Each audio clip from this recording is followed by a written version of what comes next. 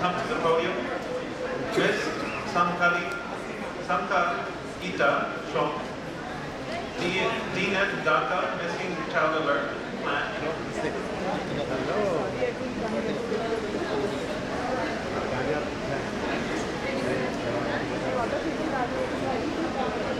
Ms. Swasti Rana, UNODC Initiative. Ms. Gargi Saha, UNICEF, Chhattisgarh.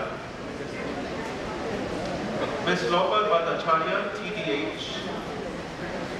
Ms. Bharti Bila, ILO, Work in Freedom. And the chair from the Hummingbird Foundation, Mr. Rajiv Kumar Roy.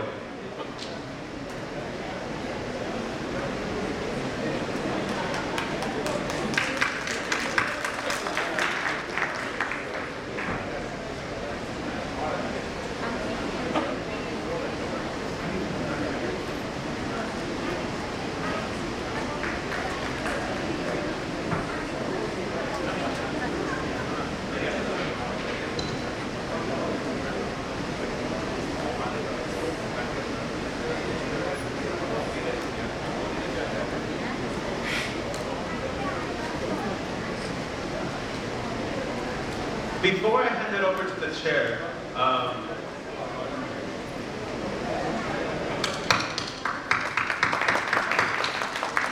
I get your attention? You want to continue the conversation? I do ask that you step outside in the lobby if you want to have a conversation with folks. Okay, on for the next session, which is institutional responses to human trafficking. Before I hand it off to the chair, there are some new rules today for the panel. And I'm speaking to all of you speakers, and you can blame your colleagues from yesterday. So I will stay here and keep time. If you go over the 5-minute mark during your presentation, I will politely cut you off. I am being serious. And so in Hindi में भी आप 5 minute तक आपको बोलना पड़ेगा. 5 minute से ज़्यादा नहीं. मैं आपको कट ऑफ करूंगा. मेरे पास यहाँ watch है. So I'm going to be very strict with you. No, oh, I have 2 more minutes. So I am going to ask the speaker to do that. It's okay to be stern with your fellow panelists. So I'll be here to keep in mind. But anyway, now I'll hand it off to the panel, to the chair. Thank you.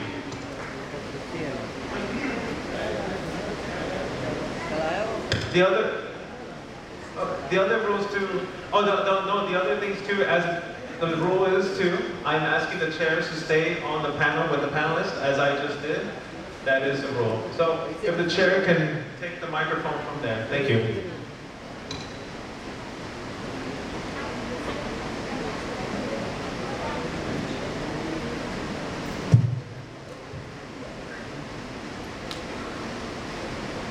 Can I have one microphone in the dash, please? Thank you, Greg, and thank you for bearing the responsibility of the chair.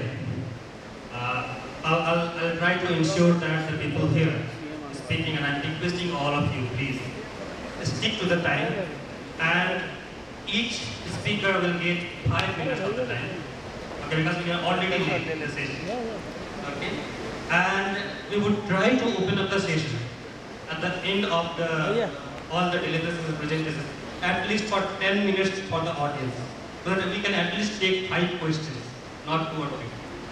Okay, we would like to try to engage the audience here as well. Okay, so I'm going to invite now our first speaker, Ms. Bharti, who is a national project coordinator from ILO and working on Work in Freedom project. And her key area of expertise is prevention and safe migration. Okay? And she would be talking about the ILO interventions in India and other countries on safe migration and prevention. So, Bharti, please. You carry on from there.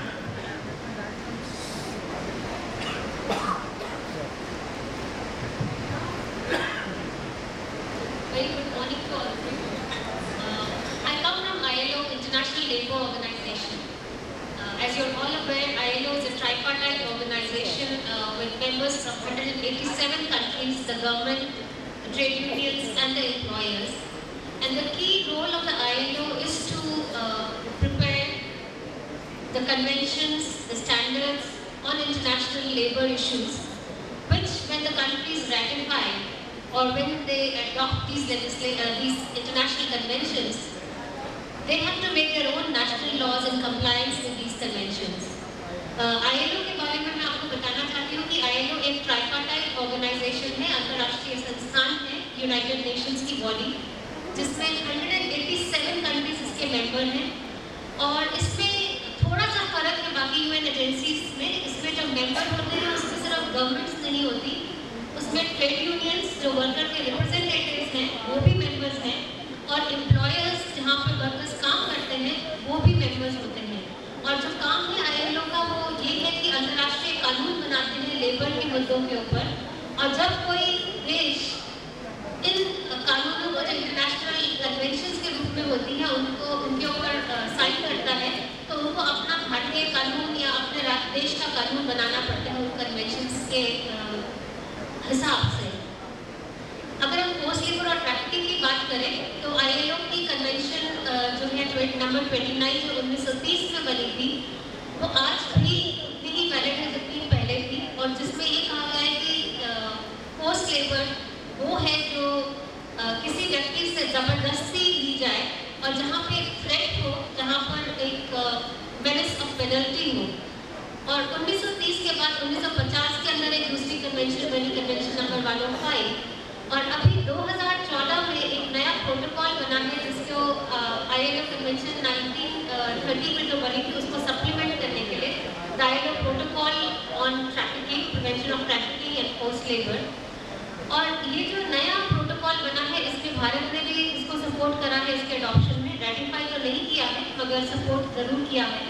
और इसमें ये कहा गया है कि हर तरह की जो फोर्स्ड लेबर है इंक्लूडिंग ट्रैफिकिंग इन पर्सन वो सब फोर्स्ड लेबर की कैटेगरी में माना जाएगा।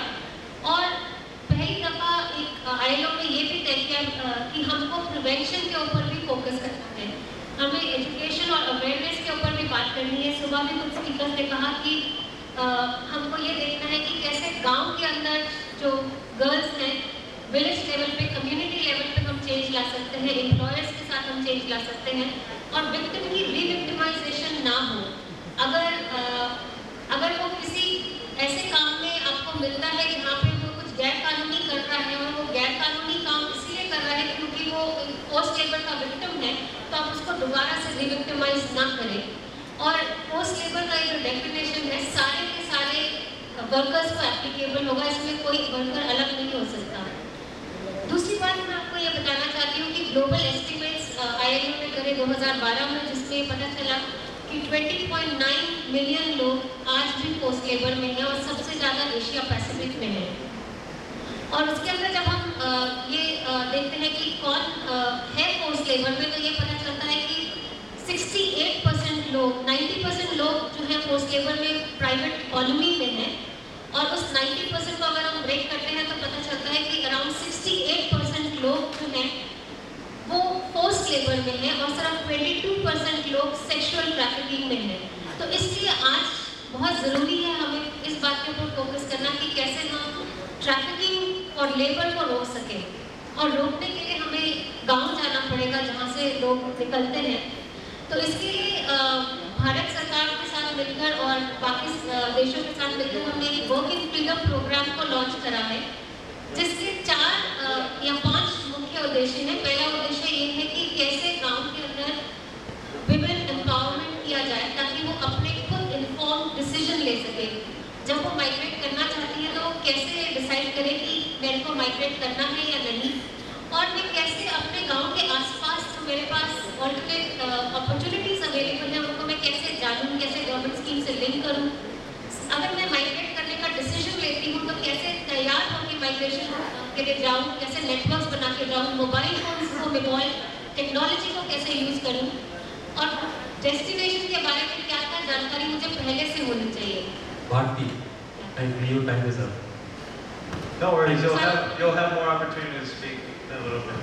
Thank you. Bharti has spoken. I'm sorry, I have to cut it short and just to make it in order. Okay, I'm really sorry for that. But at the same time, I have to do the honor to the dear as well. Thank you. Bharti has spoken very pertinent points regarding the international institutions and how they are playing a role in safe migration and labor perspective.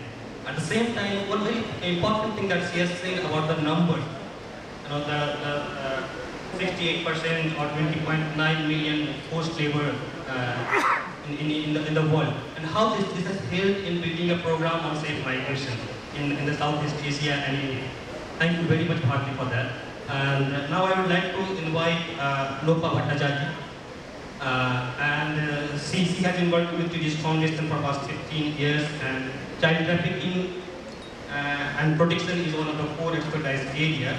Okay, so she is going to talk about the initiatives that they have taken on sustainable livelihood.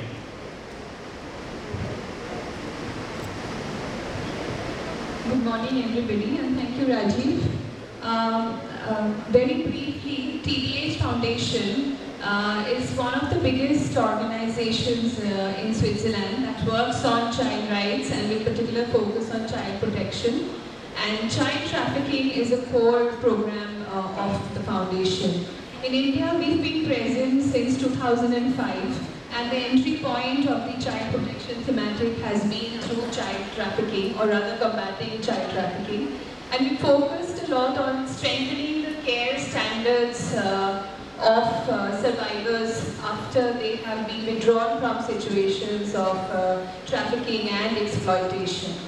I'll talk very briefly about what we are currently doing in Jharkhand and West Bengal within the anti-trafficking axis. And we just heard in the previous session about the scarcity of funds in the entire anti-trafficking sector. And coming from that axis, we thought that it was very important to support the NGOs who've been working on the anti-trafficking thematic for so many years, with so much of experience gathered together, and how we could support them in building their capacities to help them better build their reintegration practices for survivors, and keeping the priorities and needs of the survivors at the core of their reintegration programming. We all know that has been a big challenge in the entire trafficking trajectory.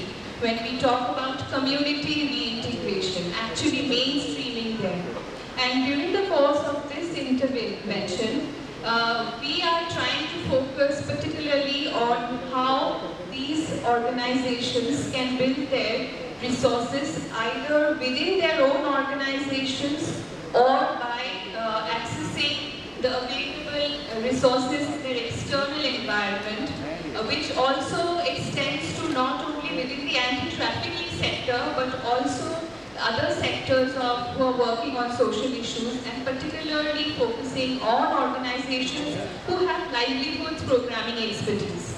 And therefore, to bring a convergence between anti-trafficking organizations and organizations who are working on livelihoods, how they could come together and merge in the needs, livelihoods needs of the survivors.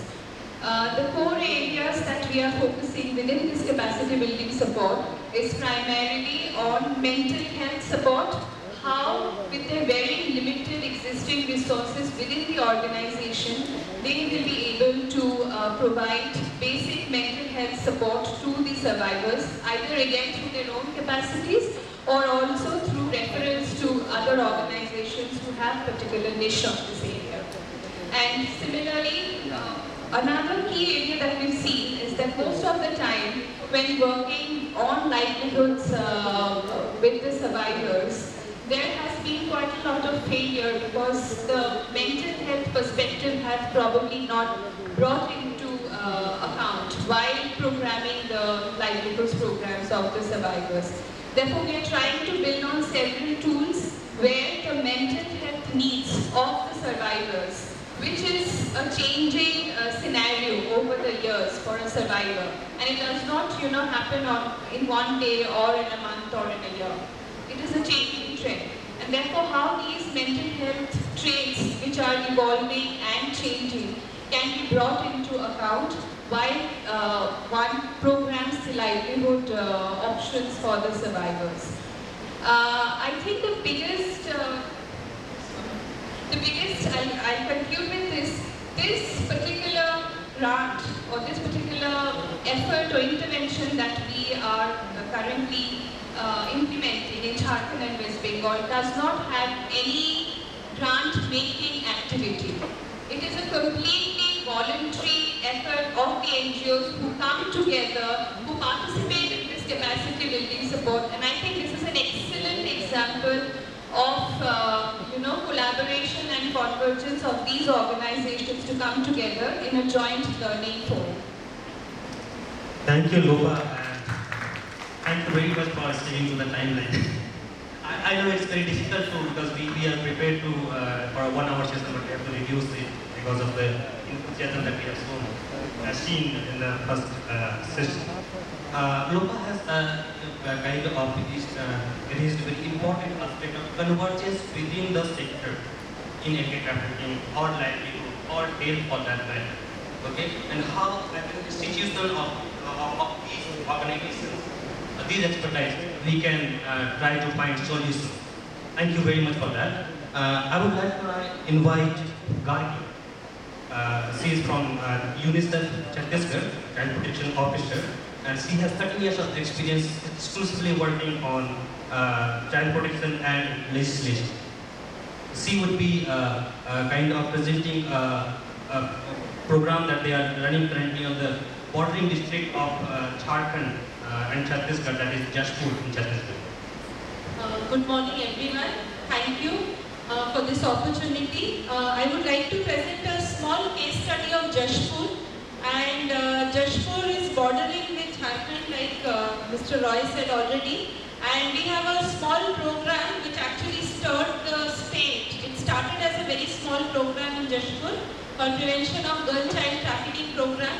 And मैं ये बताना चाहूँगी कि आप लोग सब जैसे कल से बातें हो रही हैं कि administration and police को समझाना, this very ownership of taking and trying to understand that trafficking is existing was the biggest challenge. However, with a certain number of consultations, we were able to place this issue in front of the district administration, police, and now of course judiciary. And this program started in Jashpur with say 5 blocks, but we were able to rescue and reintegrate more than 1,000 children till date.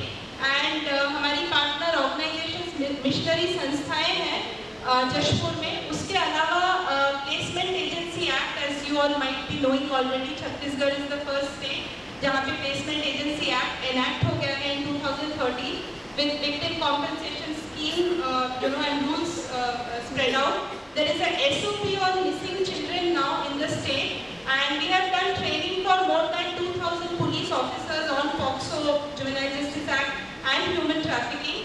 और जैसा मेरे साथियों ने पहले भी बात किया है, this is a it has to be dealt with a multi-stakeholder approach. Not one agency can do it. So I'm really thankful to the administration, both at the state level, district level, and media has played a very, very key role, because I think without media, especially Times of India, it has been like a 2-year campaign that has run in the state, and it has our partner organizations, not formally, now we are formally partnering with organizations like Shakti Vahini in the destination areas. That has really helped us, because पहले जब जशपुर की police जाती थी दिल्ली, तो Delhi police would not give them any kind of importance, वो वापस आ जाती थी और बहुत निराश होकर के. But I am very happy that with this, in the past 3-4 years, police is much sensitized, and with organizations in the destination points, we are able to not only rescue, reintegrate, but also rehabilitate the children. I am also very happy to share that our district administration, क्योंकि जशपुर एक नक्सल area भी है, तो यहाँ पे IAP funds होता है. So we have been able to leverage that additional funds from the district administration, and apart from that, Ministry of Home Affairs has also supported with additional funds. So funds has actually not been a problem, and very recently last year, with Supreme Court order and guidelines, more than 90% children. Yesterday you saw Malika Banerjee getting awarded. So she headed a team of 5 people in which our partner organization Adolescent Girls were also part of that rescue team, who acted as decoy customers night and day and supported by organizations like Shakti Vahini and Delhi Police. And we were able to rescue and return back more than 90% children in the state. So I think it has been, although it started as a very small initiative, because I am very humbled to learn everything that everyone is doing here and nationally, internationally. But I feel happy that in a small place like Jashpur, where literacy level is by the way very high, it is more than 60%, sex ratio is very high, 1,004 girls to 1,000 boys.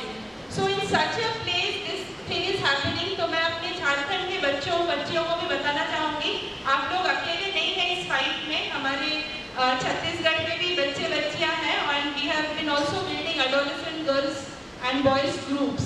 So education and livelihood, like our children already discussed, has been a very important component. And now in the next 3 years, we are going to focus on the same. Thank you so much. Thank you so much. Gargi has बहुत ही अच्छे तरीके से उन्होंने जो एक चीज़ को बहुत सामने लाई, वो सिस्टम को इंगेज करके कैसे काम को आगे बढ़ा सकता है. जशपुर, जैसा कि हम सब जानते हैं कि एक बहुत ही रिमोट एरिया है. छत्तीसगढ़ से भी अगर देखें या फिर झारखंड से भी देखें तो भी वो एक काफ़ी रिमोट एरिया है. वहाँ पर अगर इस तरह का बदलाव संभव हुआ है तो मीडिया का इन्वॉल्वमेंट और सिस्टम को एक साथ में लेकर काम करने का जो इन्वॉल्वमेंट रहा है वो काफ़ी सराहनीय काम रहा है. Now I would like to invite Sankalita.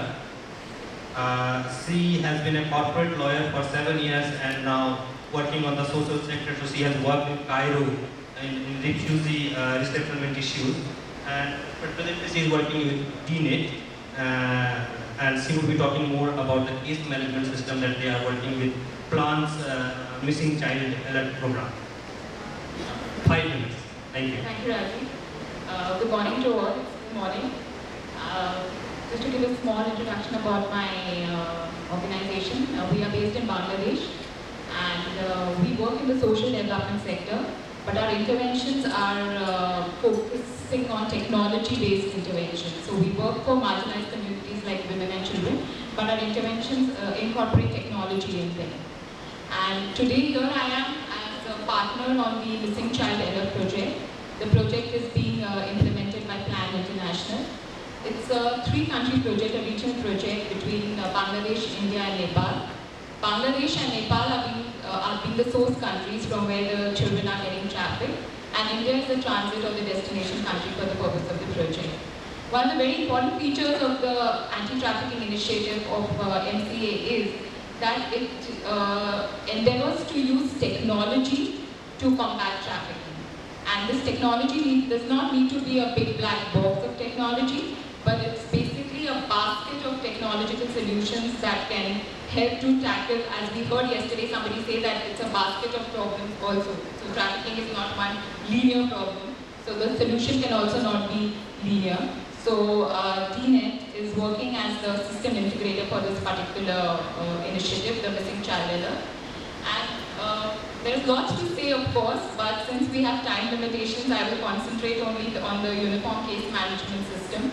And इसकी थोड़ी एक background देते हुए, before हमने ये काम चालू किया कि हमें किस तरह की technological interventions करनी चाहिए, तो पहले हमने ecosystem को study किया. How do the actors who work in anti-trafficking, how do they conduct their operations today? What are the challenges? What are the constraints that they face? अगर हम कोई भी intervention बनाते हैं, तो वो जो यूज करेगा, अगर हम उसके पास जाके उससे पूछेंगे नहीं कि आपको क्या देखना चाहते हैं आप इंटरवेंशन में, तो वो कभी सफल नहीं हो सकता. तो हम एक सॉफ्टवेयर कंपनी नहीं है, हम पहले गए हैं फील्ड में, हमने सबसे पूछा है कि आप अपना काम किस तरह कर रहे हैं, what are the challenges you are facing, और उसके आधार पर हमने डेटा को एनालाइज किया है और फिर एक सोल्यूशन पे पहुंचे हैं. तो एक एरिया जो बहुत ही ऊपर उठ के आया था was this process in cross border, which is known as repatriation. Like once a traffic victim is rescued in India and she has to be brought back to her home country, in our case for example Bangladesh or Nepal, that period itself is such a long period that it can lead to a further form of exploitation. You're staying in jail-like conditions in a shelter home, having no access to family, no access to livelihood. So I have personally met in Bombay जाके वहाँ पे मैंने ऐसी लड़कियों से मिली जो 2 साल से एक शेल्टर में थी।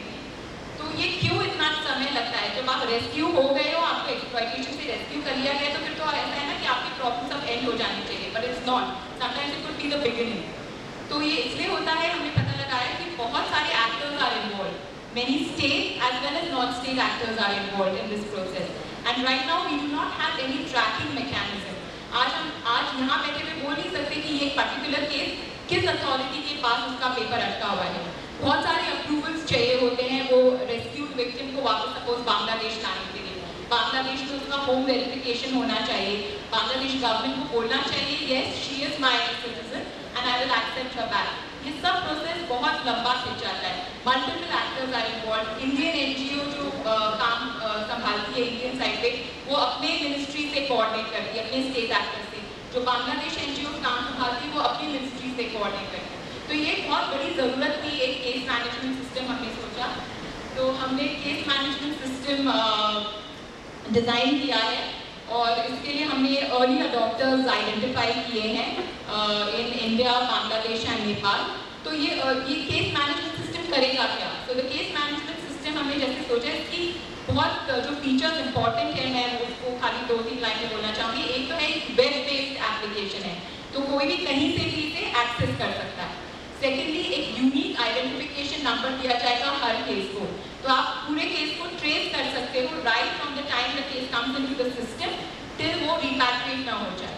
थर्ड इज बहुत सारे डॉक्यूमेंट्स जनरेट होते हैं केस को लेकर, वो सारे डॉक्यूमेंट्स आप एक जगह पा पाएंगे ये case management system. Fourth is notifications and reminders आपको सिस्टम देगा। So you know there are many SOPs also that exist between say Bangladesh and West Bengal or Bangladesh and Maharashtra. They have time limits within which you should complete a procedure. So that will be incorporated and the system will automatically send you a reminder that you are going over the limit. Please go and expedite the matter. And all this will help to bring a uniformity in the process. Right now there is no uniformity in the process of repatriation. Every NGO has their own form. The state authorities, they take their own speed time. There is no time limit to do. There's no system of seeing where exactly a case is. So through the case management system, we hope to get everybody on board and track the entire process. Right now, we are starting with only the non-state actors, that is, as I said, the NGOs who are working on repatriation.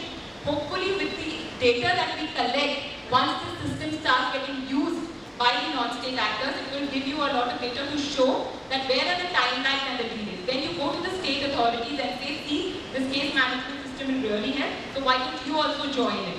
So that's the plan right now, and we request a lot of people out here who are working on repatriation to please come forward and join to the system. Actually, I had mock-ups of the system to show you to get an idea, but I don't think so I'm going to be allowed to do that.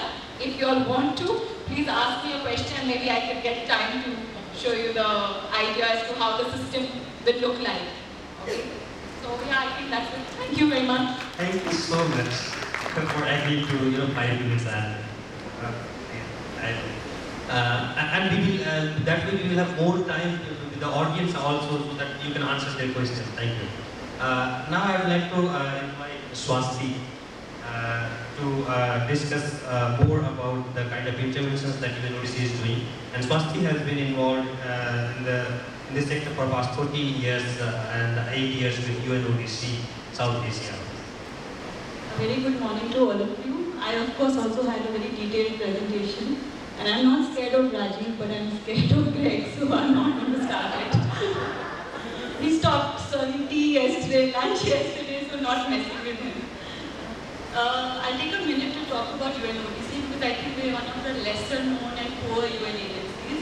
So we're the UN Office on Drugs and Crime, Regional Office for South Asia, based in New Delhi. We cover 6 countries in the region: India, Nepal, Bangladesh, Bhutan, Maldives and Sri Lanka. Pakistan and Afghanistan have their own country offices. Now, I would of course like to speak about the current initiatives, but I would like to start actually with starting from where UNODC took off. There were references made yesterday to the NHRC action research that happened in 2002, and one of the key findings of that was